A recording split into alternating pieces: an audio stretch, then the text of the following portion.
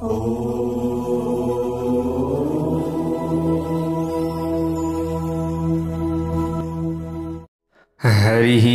ओम स्वस्ति श्री गणेशाय नमः। ओम नमो भगवते वासुदेवाय। ओम नमः शिवाय। वन्दे देव उमापतिं सुरगुरुं वन्दे जगत्कारणं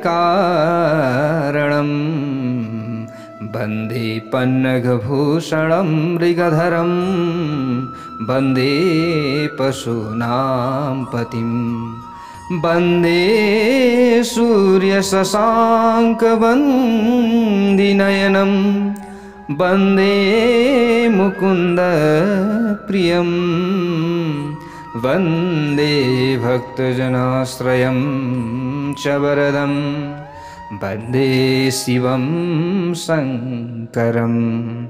नारायणं नमस्कृत्य नरं चैव नरोत्तमं देवीं सरस्वतीं व्यासं ततो जयमुदीरयेत्। जय श्री हरि, जय श्री राधे। श्री शिव महापुराण श्रवण गर्दै आउने क्रममा आज तपाईँ हामी आजको नयाँ भाग 122 मा उपस्थित भइसकेका छौँ। प्यार भक्त भागवतहरू, हामीले यहाँ कथा श्रवण गर्दै थियौँ कि मन्त्रको जप गर्दाखेरि कुनको मालाले अथवा जस्तै के को मालाले जप गर्दा हामीलाई धेरै गुणा पुण्य मिल्ने रहेछ, अनि मन्त्र जप कसरी गर्नुपर्ने रहेछ, अनि मन्त्र हामीले स्वयं आफैले खोज्ने हो कि अथवा गुरुहरूबाट लिनुपर्ने रहेछ, त्यसको बारेमा हामीले हिजो प्रष्ट रूपमा बुझिसकेका छौँ। किनभने यहाँ त कथा मात्रै होइन, यहाँ त हामीले जान्नुपर्ने ज्ञानका विषयमा कुरा हुन्छ, यहाँ बुझ्नुपर्ने कुराहरू हुन्छ, धेरै कुराहरू हुन्छ प्यार भक्त भागवतहरू। त्यसैले पुरा यसरी नै 18 महापुराणहरू हजुरहरू समक्षमा राखिनेछ। अब पुरा अन्य पुराणमा पनि यसरी भित्री रहस्यात्मक कुराहरू के भनेको रहेछ भनेर पुरा हजुरहरू उत्सुक हुनुहुन्छ सुन्न भने अवश्य हजुरहरू रेडी भइराख्नु होला। अरू पनि सुन्न चाहने व्यक्तिहरूलाई हजुरहरूले जोड्न सक्नुहुन्छ पक्कै पनि। कहाँबाट पुरा कथा पाइन्छ भन्दा धर्ममार्ग युट्युब च्यानलबाट। यही पक्कै पनि हामीले पुरा कथा राख्ने प्रयत्न गर्नेछौँ। अवश्य पनि हेरौँ भगवानले कति साथ दिनुहुनेछ हामीलाई। अब भगवानको कृपा कस्तो रहन्छ, किनभने उहाँको इच्छा बिना त यहाँ पत्ता पनि हल्लिँदैन। उहाँकै इच्छा भयो कि यसरी सबैलाई बुझ्ने तरिकाले राखिदिन पर्यो भन्ने उहाँकै इच्छा भयो। त्यही भएर त हामीले हजुरहरू समक्षमा राख्न पायौँ। त उहाँको इच्छै थिएन भने कहाँबाट पाउँथ्यौँ होइन। यी विभिन्न माध्यमहरू बनिएका छन् प्यारा भक्त भागवतहरू। त यहाँनिर हामीले अब सबैले यहाँ जस्तो नबुझ्नेले पनि बुझ्न सक्ने हिसाबले हामीले पुरा राख्नेछौँ। हजुरहरूले श्रवण गर्दै मात्रै अगाडि बढ्नु होला, किनभने श्रवण गरेर नि हामीले मुक्ति प्राप्त गर्न सक्दछौँ, धर्म प्राप्त गर्न सक्दछौँ। किनभने हामीले जब श्रवण गर्दै जान्छौँ नि हरेक नियम हरेक अनुशासनलाई बुझ्दै जान्छौँ, हामीले गर्ने कर्महरूलाई बुझ्दै जान्छौँ, हामीले अपनाउनु पर्ने धर्मका बारेमा हामीले बुझ्दै जान्छौँ। यहाँ धेरै व्यक्तिहरूलाई दिग्भ्रमित बनाइएको छ, बाटो बिराउने बनाइएको छ हैन। यहाँनिर चाहिँ अनेक पन्थाहरूमा लगाउने कामहरू भएका छन् हैन। विभिन्न हाँगाबिगा जस्तै वैदिक हिन्दू सनातन धर्मभित्र पनि विभिन्न हाँगाबिगाहरू छन् नि, ती हाँगाबिगाहरूमा लगाउने प्रयत्न भइरहेको छ। बाहिर हेर्दाखेरि होइन यी त वैदिक सनातन धर्मभित्रकै हुन् भन्ने लाग्छ, तर भित्रबाट अनेक प्रकारका पन्थहरू भेरेर हिँडेका छन् कि व्यक्तिहरूलाई आफ्नो चाहिँ समूहमा केन्द्रित गर्नका लागि, आकर्षित गर्नका लागि। यी सबै कुरालाई बुझेर जब हामी अगाडि बढ्छौँ तब हामी सच्चा गुरुबाट सही शिक्षा लिन पुग्दछौँ। त्यसबाट हामीलाई राम्रो पनि हुन्छ र हुन त यहाँ जान्ने सबै जान्ने 100मा 100 आफै मै हुँ जान्ने भनेर जतिसुकै हिँडे तापनि पूर्ण रूपमा कोही पनि हुँदैन। किनभने भगवान श्रीकृष्ण पनि आउनुभयो उहाँले सान्दीपनी गुरुलाई गुरु बनाएर उहाँले पुरा ज्ञान प्राप्त गर्नुभयो, ज्ञान पाउनुभयो, ज्ञान सिक्नुभयो, अरूबाट अरूलाई ठुलो बनाएर आफूले ज्ञान लिनुभयो हैन। भगवान श्रीराम आउनुभयो, वशिष्ठ आदि गुरुहरूलाई आफूले गुरु बनाउनुभयो हैन।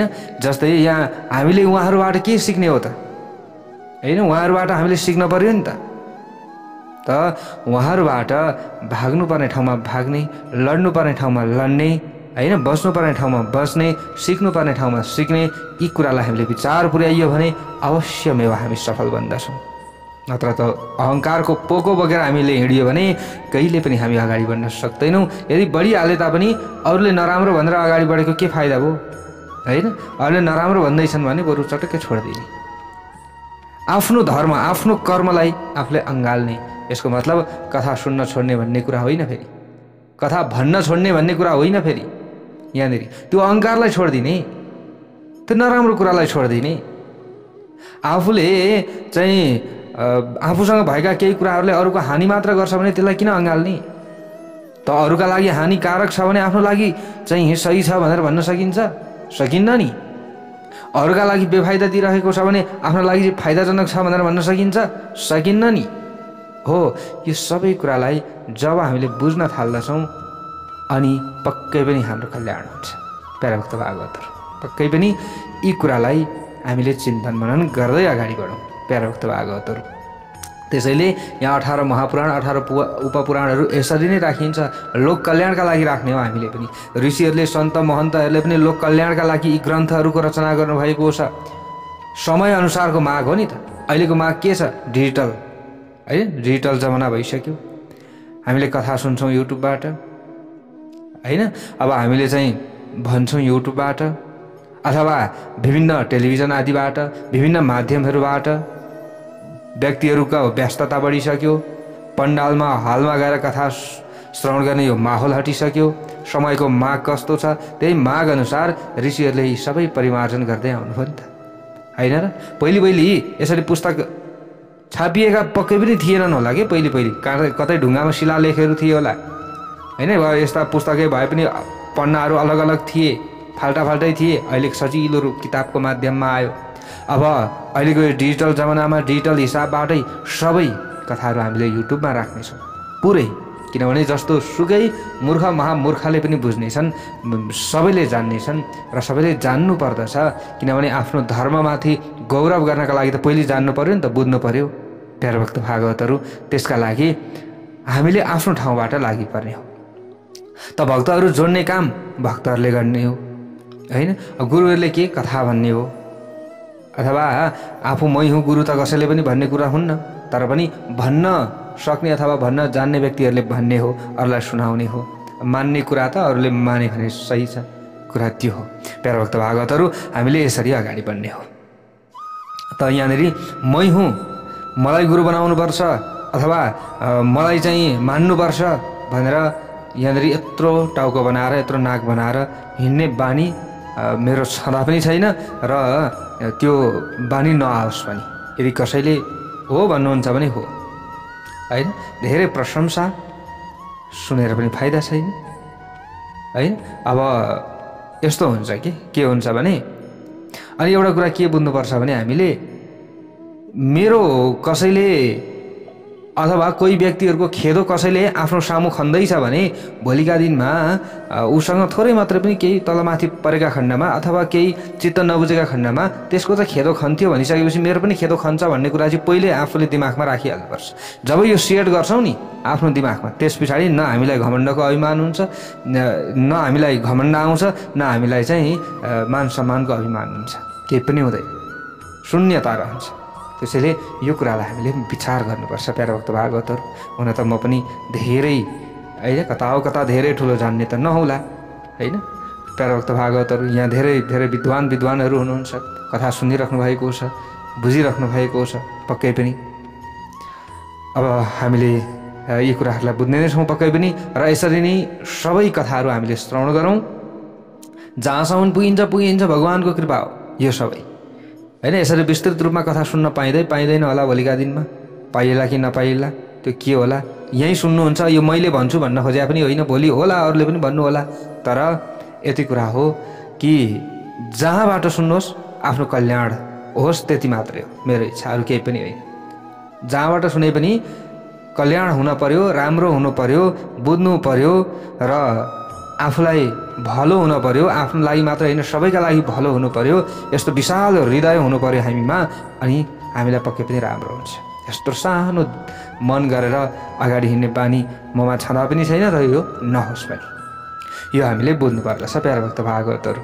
त्यसैले यी सबै कुराहरू हामीले बुझ्दै बुझ्दै अगाडि बढौँ। यहाँनिर भन्नुहुन्छ कि भगवान् श्री कृष्णलाई उपमन्यु ऋषिले बताउँदै हुनुहुन्छ भने स्वयं उनै देवादिदेव महादेव भगवान् भोले बाबाले देवी पार्वतीलाई यो सबै ज्ञान दिइराख्नु भएको छ प्यारा भक्त भागवतहरू। तल गुरु पनि मान्यो अरे, मन्त्र पनि लियो अरे, अब जप कसरी गर्ने त? त्यो जपको विधि पनि हामीले बुझ्यौँ। अब त्यस पछाडि ल जप त गर्ने अरे, केले गर्ने त?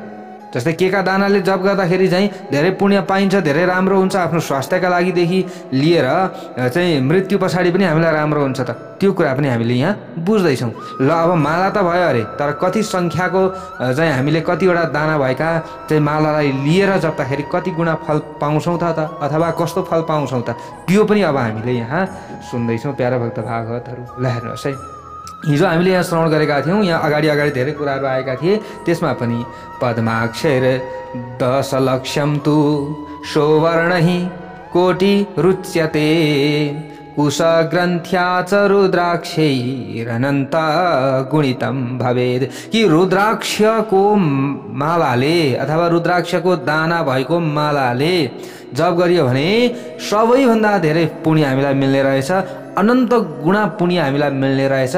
त्योभन्दा धेरै पुण्य त हामीलाई कहिले मिल्थ्यो र? त्यसैले रुद्राक्षको धेरै ठुलो महत्त्व छ। रुद्राक्ष कहाँबाट उत्पत्ति भएको त भन्दा भगवान् देवादिदेव महादेवकै आँसुबाट उत्पन्न भएको होइन। रुद्राक्षको उत्पत्तिको कथाहरू हजुरहरूले पक्कै पनि सुन्नुभएको होला। अब त्यो अन्य पुराणमा पनि हामीले त्यसको बारेमा पक्कै पनि व्याख्या आउला, त्यसका बारेमा कथा आउला, त्यतिखेर पुरा प्रष्ट रूपमा हजुरहरूलाई राखौँला क्या प्यारा भक्त भागवतहरू। त्यसैले यहाँ रुद्राक्षको त धेरै ठुलो महत्त्व बताइएको छ। रुद्राक्षको माला लगाएर जब हामीले पूजामा बस्छौँ नि, ओहो त्यतिखेर हाम्रो भाव नै बेग्लै हुन्छ। अझै त हरेक सम्मान आदि गर्दाखेरि पनि रुद्राक्षको माला लगाइदिने यो कार्य यो हुन त पहिलेदेखिकै हो, तर पनि अहिले व्यक्तिहरूले रुद्राक्षको महत्त्व बुझेर लगाइदिन थाले। हेर्नुहोस्, किनभने यहाँनिर रुद्राक्ष जसले रुद्राक्ष धारण गर्छन् तिनीहरूको सारा पाप नाश हुन्छ। रुद्राक्षको त अब यहाँ तपाईँको पुण्य, धार्मिक पुण्य, धार्मिक आध्यात्मिक हिसाबले फाल्टै छ भने यहाँनिर आयुर्वेदिक वैज्ञानिक हिसाबले पनि यसको महत्त्व धेरै ठुलो छ फेरि होइन। ब्लड प्रेसर को नियन्त्रणदेखि लिएर यहाँ हरेक कुरामा फाइदा गर्छ रुद्राक्षले। हाम्रो यो मुटुलाई होइन धेरै कुरामा फाइदा हुन्छ प्यारा भक्त भागवतहरू। त्यसैले रुद्राक्षको माला धारण गर्नु त हाम्रो लागि भाग्यमा अलिकति बढुवा हुनु हो, हामीले यसरी बुझ्नु पर्दछ। हेर्नुहोस् त अब यहाँ हामीले हिजो सुन्दै थियौँ प्यारा भक्त भागवतहरू कि रुद्राक्षले गणना गर्दा अनन्त गुणा पुण्यफल मिल्दछ। 27वटा रुद्राक्षको माला पुण्यदायक, 25वटाको रुद्राक्षको माला मुक्तिदायक हुन्छ, 15वटा रुद्राक्षको माला अनुचित कर्मका लागि फलदायक हुन्छ भनेर हामीले सुन्दै थियौँ। यसै गरी जप कर्ममा बुढी औँला मोक्षदायक हुन्छ, चोरी औँला शत्रु विनाशक हुन्छ भनेर बताइएको छ प्यारा भक्त भागवतहरू। साइली औँला धनदायक हुन्छ, साइली औँलालाई प्रयोग गरियो भने हामीले धन प्राप्त गर्न सक्ने रहेछौँ, यसरी हामीले बुझ्नुपर्ने हुन्छ। अब यहाँनिर माइली औँला धनदायक भनियो, यहाँ साइली औँला चाहिँ शान्तिदायक हुन्छ। फेरि यो माइली औँलाले चाहिँ के मिल्ने भयो? धन मिल्ने भयो। अनि 108 दानाको माला उत्तम भन्दा पनि उत्तम, अनि 100 दानाको माला उत्तम यसरी बताइएको छ। 50 दानाको माला मध्यम, अनि 54 दानाको माला मनमोहक हुन्छ भनेर बताइएको छ। श्रेष्ठ बताइएको छ त्यसलाई पनि। यसरी मालाले जप गर्नुपर्दछ। त्यो जप अरूलाई देखाउनु हुँदैन। मतलब त्यो जुन जप गर्दाखेरिको माला हुन्छ नि, त्यो माला अरूलाई देखाएर जप गर्ने होइन। त्यसैले त हामीले त्यहाँ गौमुखी बनाएका हुन्छौँ होइन। हामीले लुकाएर जप गर्नुपर्दछ। कान्छी औँलालाई जपको फल संरक्षण गर्ने मानिएकाले यसलाई जप कर्ममा शुभ मानिन्छ। अरू औँलासहित बुढी औँलाले जप गर्नुपर्दछ भनेको बुढी औँला बाहिर निकाल्ने होइन। हामीले यो अब हजुरहरूले कुनलाई भन्नुहुन्छ बुढी औँला? फेरि यहाँ जस्तै बुढी औँलाले यसरी हामीले जप गर्छौँ होइन, चोरी औँलालाई बाहिर, यसलाई चाहिँ चोरी औँला भन्नुहुन्छ होला हजुरहरूले। जस्तै कतिले बुढी त यो सिरानको ठुलो औँलालाई भनिन्छ होइन। जस्तै बुढी औँलाले हामीले जप गर्छौँ अनि चोरी औँलालाई बाहिर निकालिन्छ, त्यो कुरा हो यसको मतलब। अब यहाँनिर बताइएको छ अरू औँलासहित बुढी औँलाले जप गर्नुपर्दछ भन्नुको मतलब हामीले साइली जस्तै माइली, साइली, कान्छी औँलाले पनि जप गर्न सकियो, तर चोरी औँलाको भने प्रयोग गरिन्न यहाँनिर, यो कुरा छ प्यारो भक्त भागवतहरू। अब चोरी औँलाले पनि जप गरेको पाइन्छ, तर चोरी औँलाले जप गर्दाखेरि चाहिँ के हुन्छ अरे भने शत्रुहरूको नाश हुन्छ भनेर बताइएको छ। यदि शत्रुको नाश गर्नु छ भने चाहिँ चोरी औँलाको प्रयोग गर्नु भन्ने कुरा पनि छ। फेरि अघि यहाँ सुरुमा पनि मैले भनेको थिएँ होला हजुरहरूलाई, तर साधारणतया हामीले जप गर्दा चोरी औँलालाई बाहिर निकालिन्छ भन्ने कुरा हो। अनि बुढी औँला प्रयोग नगरी गरेको जप भने निष्फल हुन्छ फेरि, त्यसैले बुढी औँलाको प्रयोग हामीले गर्छौँ। हजुरहरूले जप गर्दाखेरि पक्कै पनि गर्नुभएको होला।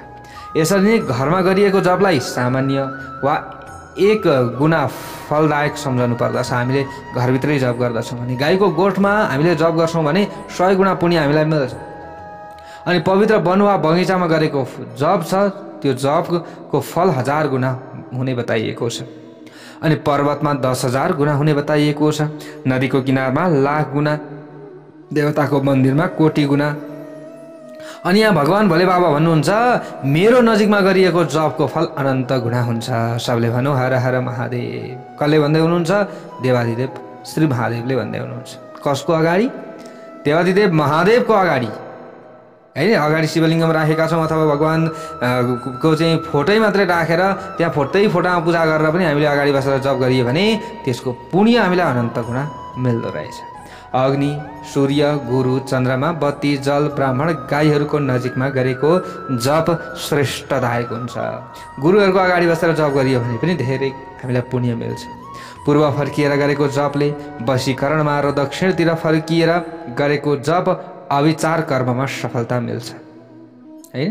दक्षिणतिर बसेर जपै गर्नुहुन्न भन्ने चाहिँ होइन, तर त्यहाँ अविचार कर्म हुन्छ नि, अविचार कर्महरू जस्तै कतिले त अरूको विनाशका लागि होइन विभिन्न कुराहरू गर्छन् नि, त्यसको लागि चाहिँ दक्षिणतिर फर्केर जप गर्नुपर्छ भनिन्छ। पश्चिमतिर फर्किएर गरेको जप धनदायक हुन्छ। पश्चिमतिर फर्केर हामीले जप गर्छौँ भने धन प्राप्ति हुन्छ। हामी गृहस्थीहरूले धन प्राप्त गर्न चाहन्छौँ भने पश्चिमतिर फर्किएर जप गर्नु पर्यो, यसरी यहाँ बताइयो। उत्तरतिर फर्किएर गरेको जप शान्तिदायक हुन्छ भनेर बताइएको छ। यो कुरा बताइएको छ प्यारो भक्त भागवत। सूर्य, अग्नि, ब्राह्मण, देवता र अरू श्रेष्ठ पुरुषहरूको नजिकमा उनीहरूतिर पिठ्यौँ फर्काएर जप कहिले पनि गर्नु हुँदैन। यो कुरा बुझ्नु पर्यो। पूर्वतिर फर्किएर अघि भने छ यहाँ मैले, पूर्वतिर फर्केर गरेको जपले भने वशीकरणमा धेरै काम दिन्छ। साधारणतया हामीले अब शुभ कर्ममा पूर्व अथवा उत्तर फर्किएर नै गर्छौँ, तर यदि धन नै चाहिएको छ भने चाहिँ पश्चिमतिर भनेर यहाँ श्री शिव महापुराणमा बताइयो प्यारो भक्त भागवतहरू। शिरमा फेटा बाँधेर, कुर्था लगाएर, नाङ्गो भएर, कपाल पालेर, घाँटीमा कपडा बेरेर, अशुद्ध हातले अनि शारीरिक रूपमा अशुद्ध भएको बेलामा विलाप गर्दै कहिले पनि जप गर्नु हुँदैन। रुँदै कराउँदै जप गर्नु हुँदैन।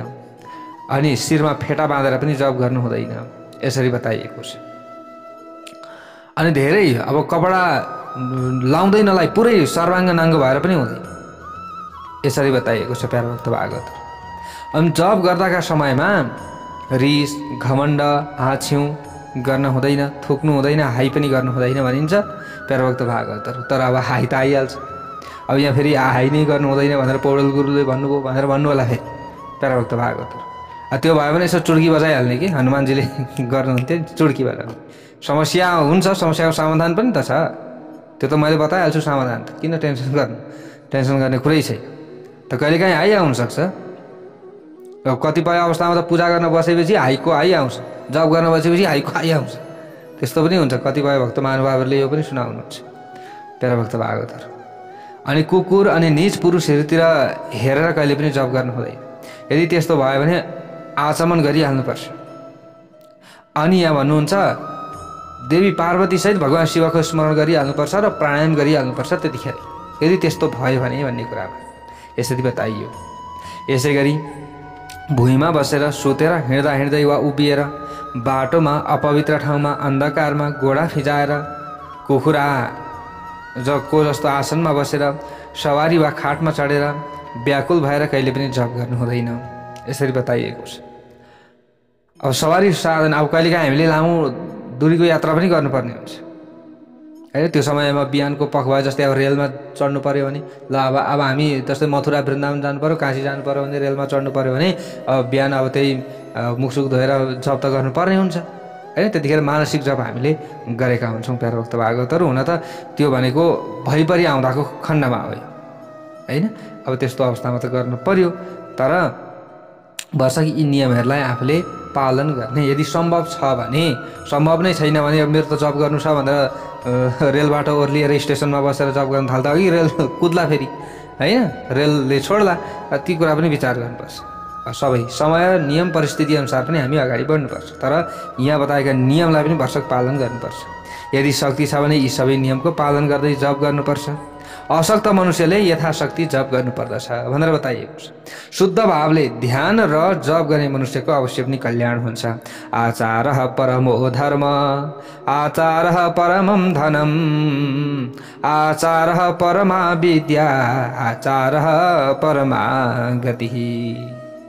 यहाँ बताइयो आचरण नै परम धर्म हो, उत्तम धन पनि आचरण नै हो। श्रेष्ठ विद्या र परम गति भएकाले आचरणविहीन मनुष्य संसारमा निन्दित हुन्छ। यदि अब आचरणविहीन छ व्यक्ति भने चाहिँ त्यो निन्दित हुन्छ। त्यसले आचरण सबै थोक हो, जसले परलोकमा पनि सुख पाउँदैन यदि आचरणविहीन छ भने चाहिँ। यसकारण सबैले आचारवान हुनुपर्दछ। आचारहीन पुरुषो लोके भवति निन्दितः, परत्र च सुखी न स्यात् तस्मादाचारवान भवेत्। यसरी बताइएको छ।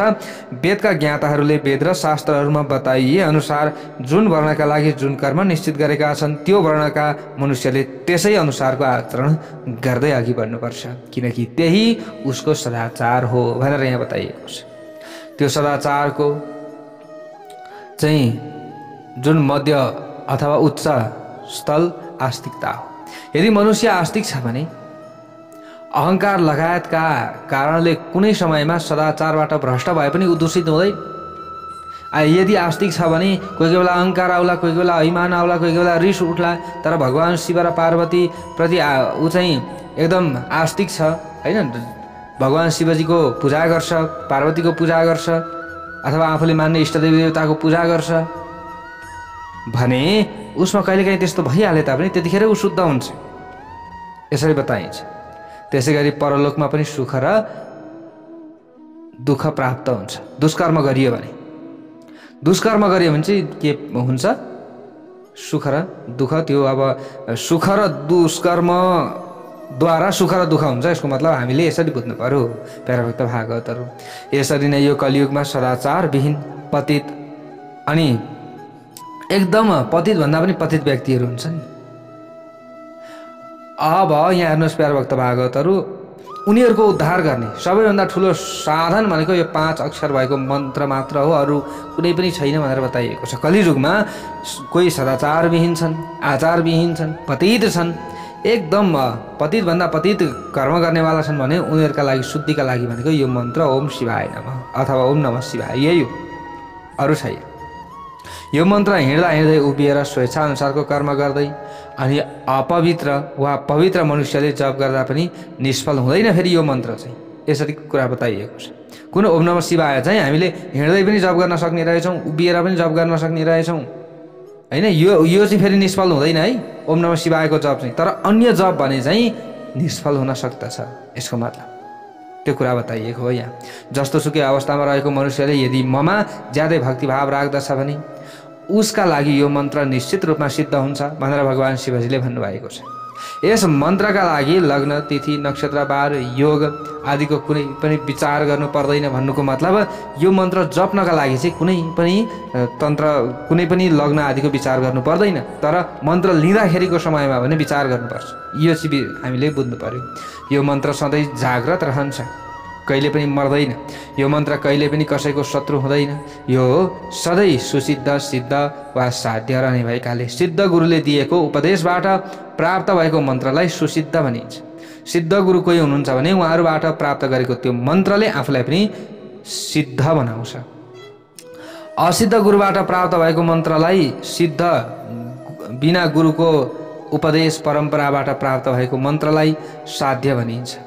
जसले यहाँ भन्नुहुन्छ भगवान शिवजीले, जसले ममा, मन्त्रमा र गुरुमा ज्यादै श्रद्धा भाव राख्दछ भने उसलाई प्राप्त भएको मन्त्र जहिले पनि सिद्ध हुन्छ। सबले भनौँ हर हर महादेव। कसले भन्दै हुनुहुन्छ? भगवान देवादिदेव महादेव यही कुरा बताउँदै हुनुहुन्छ। यसकारण विवेकशील मनुष्यले अधिकारका दृष्टिले व्यवधान सम्पन्न देखिने अरू मन्त्र परित्याग गर्दै परम विद्यारूपी 5 अक्षर भएको मन्त्रको आश्रय लिनुपर्दछ। यो मन्त्र सिद्ध भएपछि अरू सबै मन्त्र आफै सिद्ध हुन्छन् भनेर यहाँनिर बताइएको छ। सबले भनौँ हर हर हर महादेव। अब यहाँ अगाडि गएर उपमन्यु ऋषिले भन्नुहुन्छ, यस प्रकारले भगवान शिवले तीनवटै लोकको कल्याणका लागि पार्वतीलाई यो 5 अक्षर भएको मन्त्रको विधिका विषयमा बताउनु भएको थियो भनेर उपमन्यु ऋषिले भगवान श्रीकृष्णलाई भन्दै हुनुहुन्छ। प्यारभक्त भागवतहरु, जसले ज्यादै भक्तिभावले यो प्रसङ्ग सुन्छ वा सुनाउँछ मात्र अरूलाई भने त्यसले सबै पापबाट मुक्त भएर परम गतिलाई प्राप्त गर्दछ। सबले भनौँ हर हर हर महादेव। इदं कीर्तयेत् भक्त्या शृणुयाद् वा समाहितः सर्वपाप विनिर्मुक्तः प्रयाति परमां गतिं, प्रयाति परमां गतिं। यहाँनिर यही कुरा बताइयो त प्यारा भक्त भागवत कि यो प्रसङ्ग सुन्नेवाला व्यक्ति मात्रै पनि के हो? ऊ एकदम साधक अथवा साधक छ र यो प्रसङ्ग सुन्छ भने अब उसले त अनन्त गुणा पुण्य प्राप्त गर्छ। यसरी बताइएको छ। त भगवान श्रीकृष्णले अगाडि गएर यहाँ प्रश्न गर्नुहुन्छ, भगवान मन्त्र माहात्म्यम भवता कथितं प्रभो तत प्रयोग विधानम च साक्षात् श्रुति समम यथा। यहाँ भन्नुहुन्छ, तपाईले मन्त्रहरूको महात्म्य र त्यो प्रयोग गर्ने विधि बताइदिनु भयो। हे ऋषीश्वर, अब म उत्तम शिव संस्कारको विधिका बारेमा सुन्न चाहन्छु। के रहेको छ उत्तम शिव संस्कार, त्यो बताइदिनु होस् न भनेर यसरी यहाँनिर प्रश्न गर्नुहुन्छ। त उपमन्यु ऋषिले अगाडि गएर भन्न लाग्नुभयो। भन्नुहुन्छ, हन्त ते कथयिष्यामि सर्व पाप विशोधनम संस्कारम परमं पुण्यम शिवेन परिभाषितम। यहाँ भन्नुहुन्छ प्यारा भक्त भागवतहरु कि मनुष्यले जसको प्रभावले पूजा लगायत गर्ने अधिकार प्राप्त गर्छ त्यो 6वटा शुद्धि गर्ने कर्मलाई संस्कार भनेर भन्ने गरिन्छ। संस्कार अर्थात् शुद्ध बनाउने भएकाले त्यसलाई संस्कार भनिएको हो। यसले विज्ञान दिन्छ, हामीले यसरी बुझ्नु पर्यो। र पाशरूपी बन्धनबाट नष्ट गरिदिन्छ केले? संस्कारले। यसकारण यो संस्कारलाई नै दीक्षा पनि भनिन्छ। यसरी बुझ्नु पर्यो। शिवशास्त्रमा भगवान शिवले शाम्भवी अनि शाक्ति, मान्त्री 3 प्रकारका दीक्षाको उपदेश दिनुभएको छ प्यारा भक्त भागवत। गुरुको हेराइबाट, स्पर्शबाट र भनाइबाट पनि जीवलाई जुन तत्कालै पाशबाट मुक्त गराउने बुद्धि प्राप्त हुन्छ त्यसलाई शाम्भवी दीक्षा भनेर भनिन्छ। त्यो तीव्र र अति तीव्र 2 प्रकारको हुन्छ। जुन बन्धन छिनाउने शीघ्रता र मन्दता हुन्छ त्यो भेदका आधारमा यसका 2टा भेद रहेका छन्। जुन दीक्षाबाट जीवलाई तत्कालै सिद्धि र शान्ति प्राप्त हुन्छ त्यसलाई अति तीव्र मानिन्छ। जुन मनुष्यको पाप चाँडै शुद्ध बनाउने दीक्षा छ त्यसलाई तीव्र भनिएको छ। गुरुले योग मार्गबाट शिष्यको शरीरमा प्रवेश गरेर जुन ज्ञानमय दीक्षा दिनुहुन्छ त्यसलाई शाक्ति, क्रियामय दीक्षालाई मान्त्री दीक्षा भनेर भन्ने गरिन्छ। यसमा पहिले होमकुण्ड र यज्ञ मण्डप बनाउनु पर्दछ। यस पछाडि गुरुले बाहिरबाट मन्द वा मन्दभन्दा पनि मन्द उद्देश्यले शिष्यको संस्कार गर्नुपर्छ। शिष्यले आफ्नो शक्ति अनुसार गुरुको अनुकम्पा प्राप्त गर्छ। शैव धर्मको अनुसरण शक्तिमा आधारित हुन्छ। यसकारण त्यसका विषयमा संक्षेपमा बताउँछु भनेर यहाँ भन्नुभएको छ। जुन शिष्यमा गुरुको शक्ति आएको छैन त्यो शुद्ध नहुने भएकाले उसले विद्या, शिव, आचरण, मुक्ति र सिद्धिहरू प्राप्त गर्न सक्दैन भनेर बताइएको छ। यसकारण शक्तिलाई दृष्टिगत गरेर गुरुले ज्ञान वा क्रियाद्वारा शुद्ध गराउनुपर्छ भनेर बताइएको छ। यहाँ भन्नुहुन्छ अगाडि, जसले मोहका वशमा परेर यसका विपरीत आचरण गर्छ भने त्यो नष्ट हुन जान्छ। यसैले गुरुले शिष्यको राम्ररी परीक्षण गर्नुपर्छ, पहिली परीक्षण गर्नुपर्छ, किनकि शक्ति प्राप्तिको लक्षण उत्तम ज्ञान हो र आनन्दको प्राप्ति हो, किनकि पराशक्ति ज्ञानमय आनन्द स्वरूपिणी छ। यसरी बुझ्नु पर्यो। मनमा सात्विक भाव उत्पन्न हुनु आनन्द र ज्ञानको लक्षण हो भनेर बताइएको छ।